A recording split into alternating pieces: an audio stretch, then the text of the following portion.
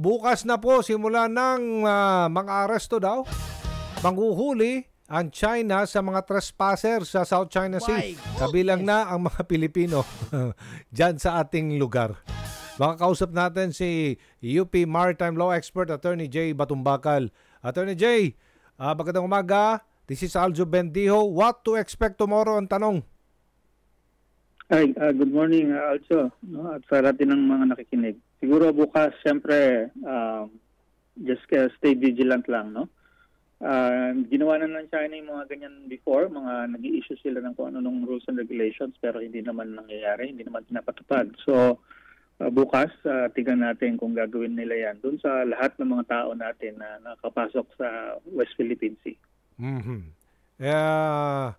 Kung may gagawin po sila pag-aresto, anong dapat gawin ng Pilipinas?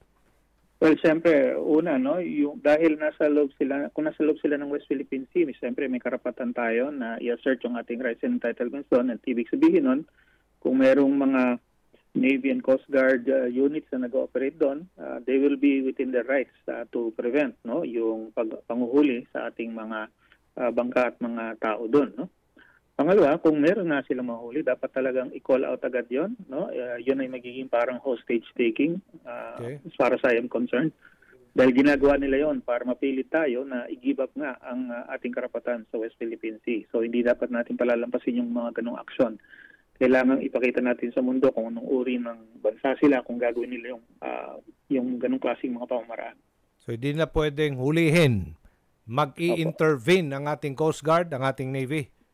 Pero maximum tolerance sa kanilang ipaiiral. Tama ho ba, sir? Well, siyempre, maximum tolerance in the sense na hindi tayo gagamit ang dahas, no?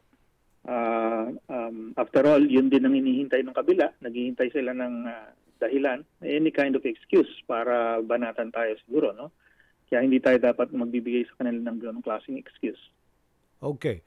Nakamasid ang buong mundo sa magiging aksyon ng China bukas. Meron yatang plano din ang Pilipinas dumulog uli sa Permanent Court of Arbitration maging sa UN General Assembly. Tama ba ito ang gagawin ng Pilipinas laban sa China? Meron nga po mga ganong options na kinoconsider. Hindi ko lang po alam kung gaano katitalyado na o gaano kalayo na yung mga preparation. Pero dahil nga po ang daming ginagawa ng China, actually maraming kaso na pwedeng i-file laban sa China. Kasama na itong kung sakaling manguhuli sila ng ating mga mangingisda at ating mga tauhan dyan sa West Philippine Sea. Okay. Alright. Maraming salamat Attorney Jay Batumbakal, Director, UP Institute for Maritime Affairs and Law of the Sea. Thank you po. Thank you. Good morning.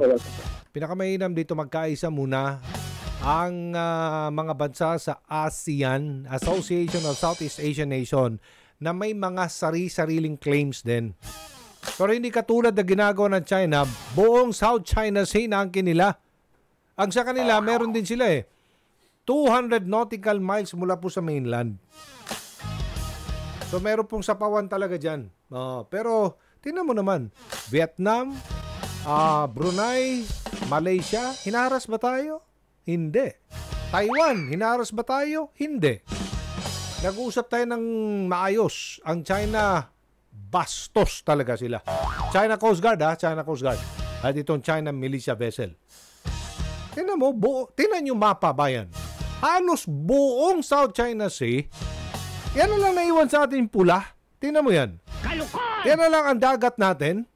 Inangkin nila lahat. Tingnan nyo naman yan. Goodness.